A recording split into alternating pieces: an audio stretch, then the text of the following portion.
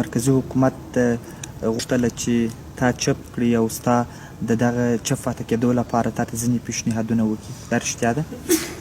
ما ته چې ټول حکومت په یو پلاستیک داسې وپېچه راکړم ما څوک چپ پاته کوی نه شي. زما د خلکو حق دا پر ما حق دی. نن زه په قدرت کې یم. دا مسؤلیت شرعي انساني په هر حساب په افغانستان زما په غاړه. زه د خپلو خلکو ناره باید چې پورته کړم، نه مې څوک چپ کوی شي، نه دې څوک په دې تمه کېږي، نه مې څوک رانیوی شي، نه مې څوک خوله راتړی شي. او خوله چې مې رابندوي یو الله رابندوي چې ساه راڅه واخلي. نور د چا پلار هم دا کار نشي کوی. هر څوک چې دا کار کوي اشتباه ده. زما د خلکو حق دی. که چا خوا بدېږي کش کېږي، زه د خپلو خلکو حق غواړم. د خلکو حق مې د خلکو امنیت، د خلکو حق مې دا نه دی چې زه وایم چې زموږ خلکو ته پیسې راوړي څوک دې ورکړي.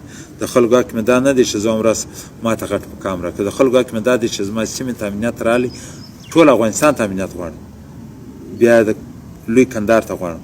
دا زما حق دی. زما فراه په اور کې سوځي، زما هلمند په اور کې سوځي، زما روزګان په اور کې سوځي. د خلکو باندې اختر و.